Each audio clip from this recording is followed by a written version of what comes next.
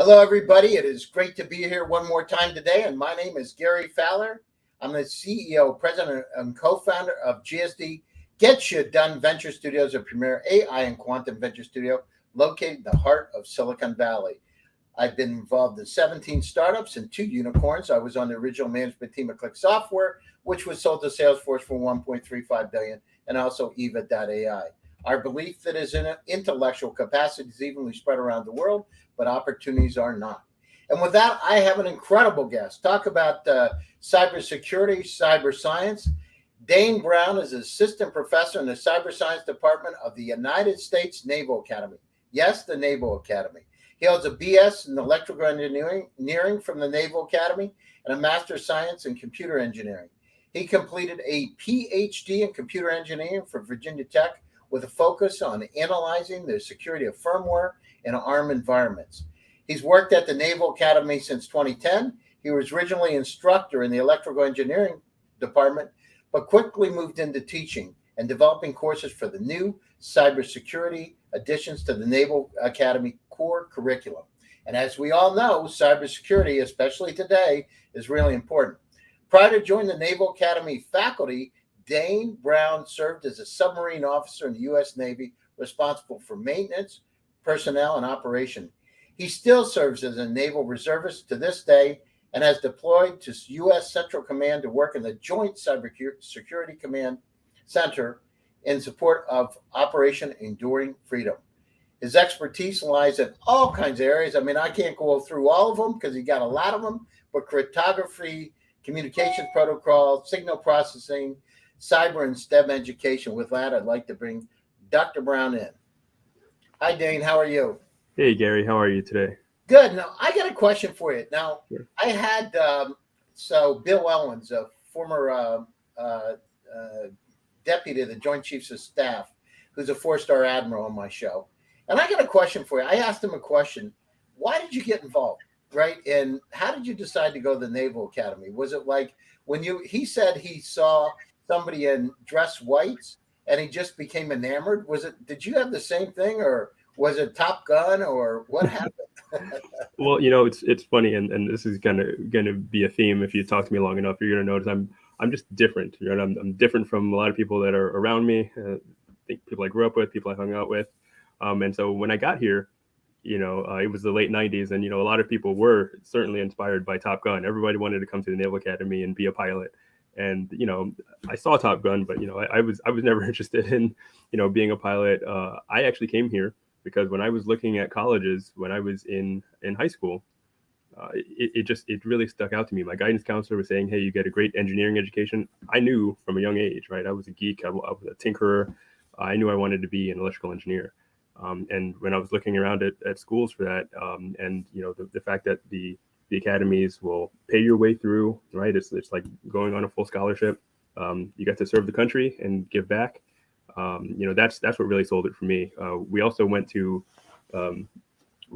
something like, there's a summer camp for them. It's called Summer Seminar that you do right before your senior year of high school. So you kind of have this week-long immersive experience at the academy. Like, Really? Yeah. Oh, now, how was that? It was fantastic, right? You get to see what it's like being in classes. You work with some of the midshipmen that are there over the summer leading the program, and it really is what sells it for a lot of young students, right? We get to see the results of getting up early in the morning, exercising, how to work as a team, how to really think about getting the mission done, marching, all that kind of stuff. And as a high schooler, I was just like, that's what really sold it for me. I was like, I definitely want to go here. Well, now when you come in. Now, how is it? Is it different from coming in during that summer to when you become a plebe, or I don't know, what are the middies? What do they call them is there middies or plebes? I don't know. Plebes. Yeah. So how is it when you come in as a plebe? Does it change dynamically because you're now the low end of the totem pole? Exactly right. Yeah. You're the low man down. You're the plebeian, right? All the students here are called midshipmen. And each year has a different kind of nickname for what the student is. But yeah, our freshmen are plebes, and the lowest end of the totem pole, and they have to do all the dirty work. We do they make us chop, where we run around the building where we live, the dorms basically. You had to run around the dorm? Yeah, yeah. You're running with your high knees all around the dorm. Your eating is on the front 3 inches of your chair, and having to answer questions anytime someone's asking stuff of you. Yeah, it's a very interesting life, being a plebe than the regular college freshman experience. Now, what happens? So after you get to be a plebe, what's the next level? After plebe is your sophomore. They call them youngsters. Then you're a junior, which is just the second class midshipman, and your last year, your first class, or they call them firsties. The firsties. Now, how was it? Did you have to salute each other too? When you're a plebe, did you have to salute the other middies that are the higher upperclassmen? No, Was there you didn't. protocol? No. No. You only salute officers, right? So that's part of the military protocol. You salute only officers that outrank you. So we had to learn how to do that. But there's a lot of officers on the campus as well. People who are teaching instructors, O3s to O5, O6 level, as well as in the leadership and bank op. So there was plenty of time to get practice for that. That's amazing. Now, what's the highest ranking officer that you've seen? Is 4-star admiral high? Is there 5? I don't know. They're 5 stars today in any. I don't know. Currently in the military, they're 5-star in any of the branch. Do you know? No 5 stars today. That's a specifically wartime designation. But yeah, there are some 4 stars for the major combatant commands. And even the Naval Academy, we have a 3-star that leads us here. Our superintendent. Really? Yeah. Now, so you're in the reserves today. I am. Now, do you have to salute him now? So how does it work? I'm just curious about the protocol. Like if Yeah, you're well, on campus and a 3-star admiral comes by, who are you today with your suit on? Are you the naval guy or are you the professor? yeah, I'm a civilian here as long as I'm in regular civilian clothes. But yeah, if I have my uniform on, I have to salute the superintendent for sure. Now, do you have to call him sir and stuff too, or not? Absolutely. That's amazing, Raul. That's so cool. I love it. It's amazing. So you went down through it. How did you decide? You said you were a geek growing up. So what made you to move into? You did the electrical engineering, then you did computer engineering. What made you decide to get an advanced degree? Right. First, you got your master's, and then a PhD. Were it just because you're inquisitive, or what happened? Yeah. I'm inquisitive. Again, I'm a geek. I mean, I tell you, I'm different. I love school. At least I did all the way through the PhD. Yeah, I love being in class. I love learning new things. I'm very inquisitive. I like taking the things that I learned in class and doing something real with them. So I enjoyed school, basically all the way through, especially when I was challenged and had to go to that next level. So it wasn't hard to kind of make those transitions. When I finished, undergrad, I wanted to do what we call it here, immediate graduate education. Obviously, a lot of people who go to normal colleges, do their bachelor's and then go into their master's. But for us, that's not the case because we normally go straight into the fleet and start doing our operational job. So, a few people end up getting selected to, go to like naval postgraduate school like I did. And oh my God! And where did you go to postgraduate school? That's in Monterey. Oh, now that's a tough life, huh? It was a nice year. I will say I enjoyed that year very much. Going around 17-mile drive, and yes, the whole 9 yards, going down the wharf. I love that place. Actually, I was supposed to be there on Saturday. Oh, so fantastic! It was supposed to be in Monterey on Saturday. I backed it up for a couple of weeks, but it's an amazing place. And so, one of the things with Bill Owen, it's just interesting. He told me that leadership. Right, he was telling me about being on an aircraft carrier and during Operation Desert Storm, and he told me that the guys were going out on the aircraft carrier, and he said he actually shed a tear because he knew to probably 10% of them wouldn't come back, and it didn't. That wasn't the case then. Actually, he didn't have to do that, but he said I would have to write their mothers and fathers and let them know what happened. Okay. And then he said, I asked him what the key for leadership, and he said compassion. And is it true? I mean, Dane, it's really interesting. Like when you find somebody in the military, what are the characteristics of a leader that really stand out for you? I can't disagree with that in any way, shape, or form. I mean, compassion has to be high up there. When you think about leading, you're leading people. And I know people have this view of the military. It's like, oh, they're yelling at each other, right? They're you do yelling at the anything. station. It doesn't matter if you want to eat dirt. Eat dirt. Doesn't matter. Right. What I tell you, right? Right. Or, it's like, hey, why are they abusing these people? And really, it's not this abuse, right? It really comes from a place of love and knowing that you have to establish this trust, right? Of the fact that this person can hack it and is going to be there and have your back on the battlefield, and it's really sharpening each other. That's where all that comes from. It's not them being mean to you. It's them trying to make sure that you're prepared, right? And that you're going to be able to survive. You're not going to be in that 10%, that someone has to write a letter home for. Yeah, no, that's amazing. I had to tell you, and I had a former Navy SEAL on my show too recently, Micah Fink, who's got Horses and Heroes, a charity for people with post-traumatic stress syndrome. I guess 3 weeks ago, show, and with him, I asked him the same kind of questions. It was just phenomenal, and that's I don't know that much about the SEALs, but he was telling me a little bit about the training. I mean, it's like Hell Week and all that. There's a lot of stuff going on with these guys, right? Absolutely. Are they as tough as they say? The SEALs? Yeah. Oh yeah, 100%.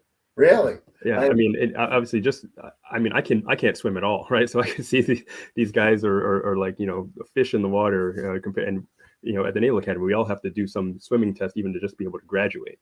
We had this thing called the 40-year swim, which was just swimming 1,000 meters. You have to do your junior year just to meet graduation requirements, and you have to do it in full khakis, right? Fully dressed, and swim 1,000 meters. And these guys could do it in 8-10 minutes or something like that.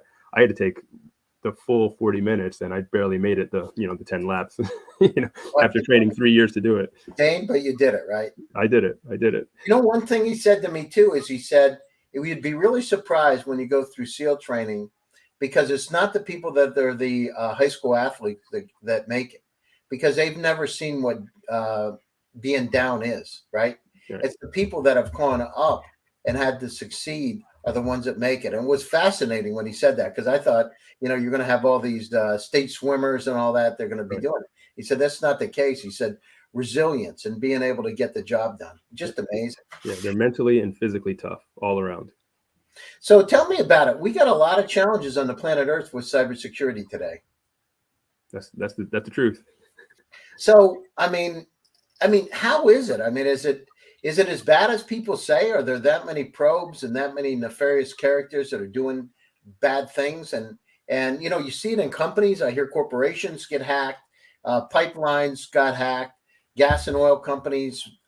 Is it that bad? And what's the real state right now? Yeah, it is that bad, and probably worse than what you hear about. You're not dealing with the triage and all the things that could have gone wrong that have been averted but before you ever knew there was an issue.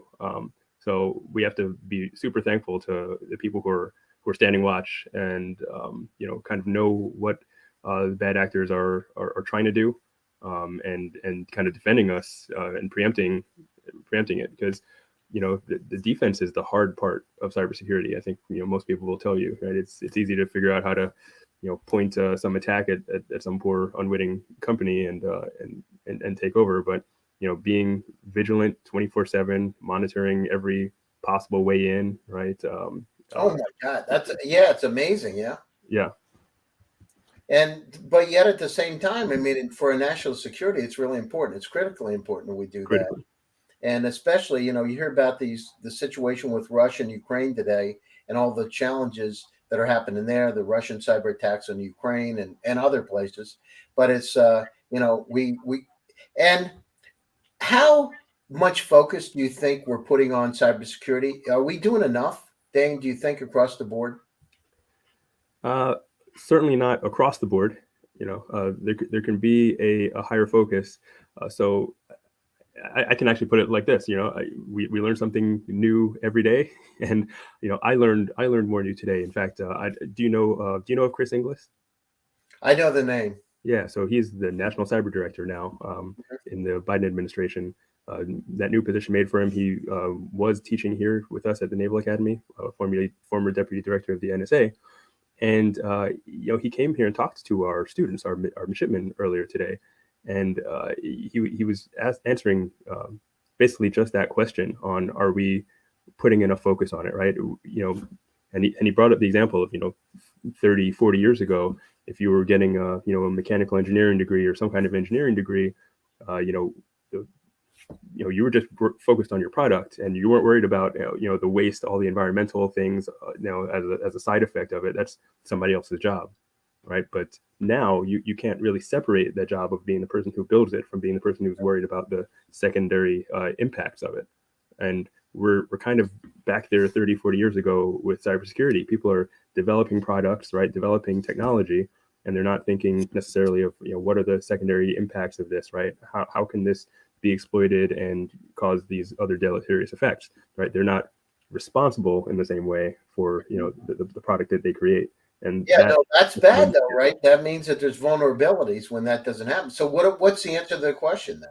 How do we change it? Yeah, the answer is we need policies and we need it kind of built into their curriculum, their training, the way that they manage their organizations, that security is going to be an important part of it, and that needs to be something that leadership and management understand all the way up and can support, because that's kind of where the some of the holes are now, right? The case isn't being made from the technical people in a way that management understands and can prioritize for all the different business objectives. What do you think? What's the hottest area of cybersecurity, or the most profound, right? Where today we need to really focus. What do you think? Where we need to focus, just in general, corporations and countries, governments. What do we need to focus on? It's like I hear this stuff. Second part of the piece, I hear about Anonymous. I don't know who these guys are or who these ladies are, but man, oh man, whoever they are, they're doing a lot of stuff, right? Right. So, but what do we need? What are the priorities from your perspective? I know you said about education, but are there certain areas where we need to say, listen, this needs to be done now? What do you think? I think so, right? And as a person who's a deep technical person, I'd love to say it's on the exploit development side and vulnerability analysis side, which obviously that's important. But most of the attacks that we actually see, right, the vast majority aren't using these super complex one-off 0-day attacks, right? They're using attacks that have been around for a long time against unpatched systems, or they're attacking the human in many cases, right? And this is why the education is important, right? Sending phishing attacks, right? Having someone open an email. I get a lot of, you probably don't, but I get a lot of scammy stuff. It says, oh, your Bank of America account. I don't even have a Bank of America account, right? And now when one comes, it says there's an alert on your account. I never look. I don't care what it says. I'm not gonna check it out because I don't trust them.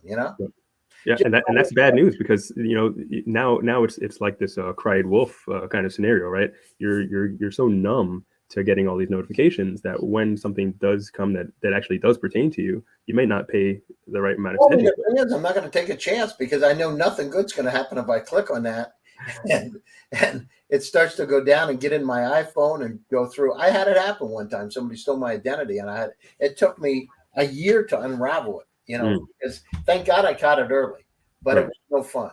Yeah. There's lots of challenges out there. So what do you see as in terms of cryptography, we got things like quantum computers coming online where they're 100 million times faster than a supercomputer can do what would take 10,000 years in 200 seconds, right? Yeah. Is cybersecurity going to even exist once these quantum computers from places like China, Russia, how's it going to be? Because you can crack anything, right? Sure. Yeah. Cybersecurity is still going to exist, right? It's just going to be different, right? A lot of our security today is on this, the idea that it's hard to factor, large composite numbers, right? That's what we use for things like RSA, which we've been using since the late 70s, and just increasing bit size is how we've been able to keep it stronger. But that's when quantum comes, that may be less of a security guarantee for us, but we're going to come up with other algorithms, right? People are already making kind of quantum safe algorithms for being able to do cryptography in a way that works, right? It's not exactly my area of expertise, but it is happening, right? So we're going to, just as we have in many cases before, we're going to say, okay, hey, this algorithm is no longer safe. This isn't what we're going to use. And you're going to be able to do that at company or government policy level and say, okay, we're going to be using this thing now. Because as we find things that crack things easier, we're going to find things that are going to be easier and more defensible as well. Well, I mean, that's how it always is with the bad guys, right? You get a remedy, and then you end up having more. I don't know if this is your particular area of interest, but things like secret sharing, right? There was a paper written in 1979 about decentralized cybersecurity, secret sharing.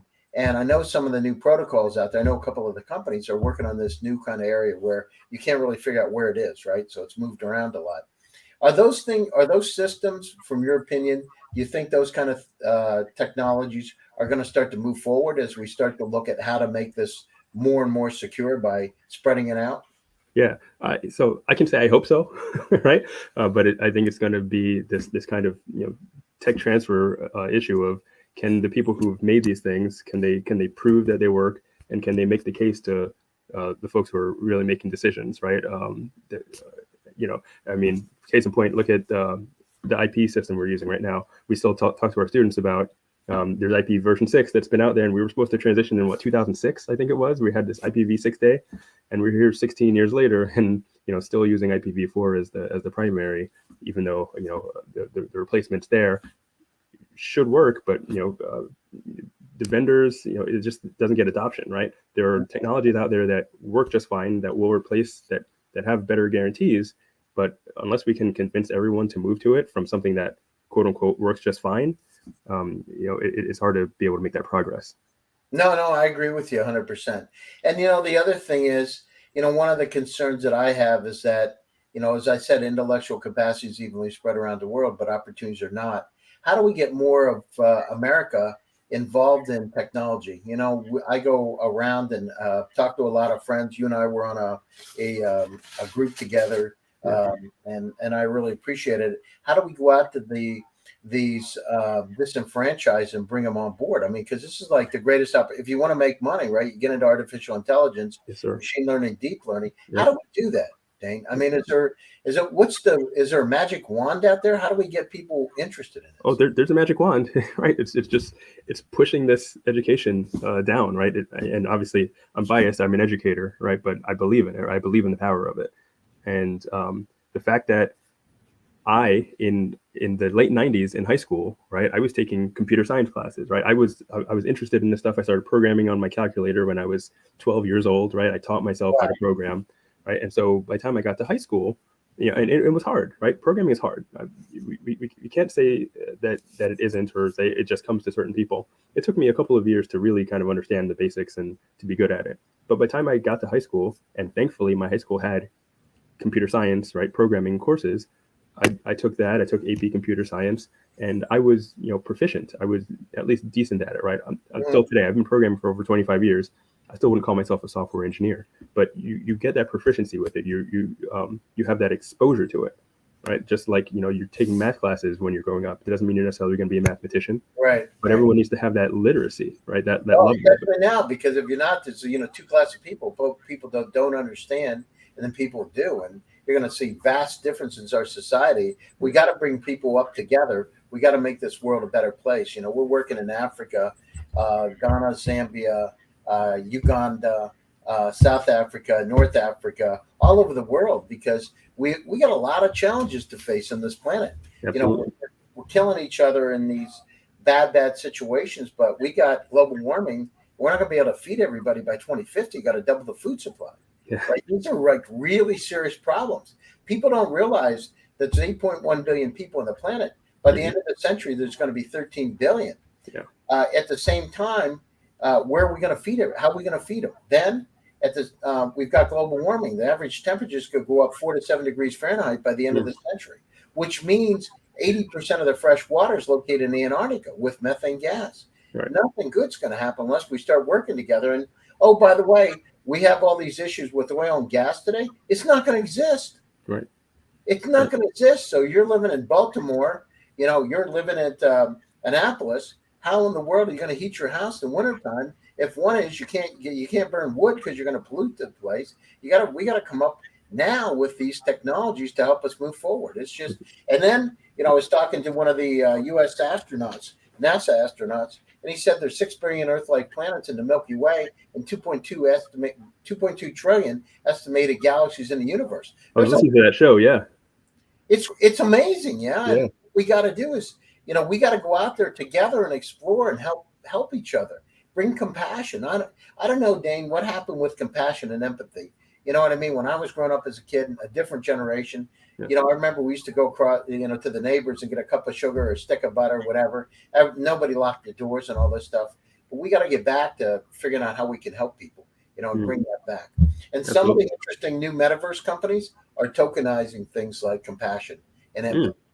And they're actually going down through it. So there's people putting their money where their mouth is. I'm real bullish about it. So we're coming to the end of the show. Dane, summary for you in terms of where we are, and then also how can people, if they want to reach out to you and talk. We have up to 20,000 viewers all over the world. We have a lot of corporations, a lot of VCs, a lot of companies that are doing startups, are looking for advisors, looking for board members. And I know you and I have talked about that. So if you could summarize, and then what's the best way for them to contact you, that would be great. Absolutely. Yeah, I appreciate it, Gary. So yeah, just in summary, I believe that education is the key, right? As an educator, but again, it's just kind of inexcusable to me that today, there's still a lot of high schools that don't have any computer science that's being offered, right? No coding. I still have students come to a college and one of the premier colleges in the country that say they've never written a line of code in their life. Right? At the Naval Academy? At the Naval Academy, right? How can that be? That's exactly my question. Exactly my question. That's amazing. Shame on the school district. They had to pull back the funding. They had to try to figure out how to be able to enrich those folks, right? And imagine, what that's like for a lot of other people who aren't coming to the Naval Academy or aren't going to college at all, right? I mean, just imagine those numbers. We have this expectation in our minds that the children who are growing up now are growing up in this really technical space and they understand technology. But the truth is they're just consumers of it in most cases. None of them know what's happening under the hood. They don't understand how it works, how to maintain it, or anything like that. So that's where we need to get, right? I think some of the ways of doing it now, some of the things that I work with in cyber are I try to make it fun for students. So there are these things called CTFs, which are capture the flag challenges. The competitions that happen all the time. So students who want to learn about web exploitation and doing more complicated things with code, finding vulnerabilities and exploiting programs, they can do that in a safe way, right? They don't have to do it in a legal way, attacking companies or anything. They can learn all the concepts. So I teach my students how to do that. I coach our team here at the Naval Academy. We compete against all the other service academies every year. The NSA puts on a competition for us, and we've done quite well. We won last year and congratulations. A few years before. That's great. Yeah, so it's been fun, and I'm also a coach of the U.S. Cyber Games. So this is a brand new initiative where we're kind of making it like the Olympic Games. We're going to actually represent Team USA in Greece in June. So this, I hope that people kind of really tune in for that and support our team, because we're taking about 15 of some of the brightest hackers that we have across our country, 18 to 26 years old, and they're going to be making huge changes and really shaking things up for the better, as you were talking about here. And this is the way we're going to do it. We're going to make it fun. We're going to make it engaging, right? And we're going to bring people in. No, I just love it. You're an amazing guy. So how do people get a hold of you? All right. So probably the easiest way, I'm on Twitter all the time at Jamroots58, JAMROOTZ 58. And yeah, I answer messages, so you can reach out to me there to get a conversation started. And I do work with MIW, the Minority Innovation Weekend, as we met. Yeah, no, I love that. That was a great initiative. That was really great. And if you have any other opportunities and you want me to help out and judge, I'd be happy to do that. I much appreciate that, Gary. Yeah, it's really great getting to talk to you. Yeah, no, same here. And thanks to your service for our country, and God bless you. You're doing an amazing job, and we just need to keep moving forward. We need to protect. We need to help take care of these nefarious characters so they're not infiltrating us, and we need to make this world a little bit better place. To my audience out there, my name is Gary Fowler, and I am the host of GSD Presents Silicon Valley AI and Tech. Stay happy, stay healthy, and stay safe. And I will see you again next Tuesday for another exciting edition of GSD Presents. Take care of yourself. Thanks, Dane. I appreciate it. Thanks, Gary. Appreciate you. Take care.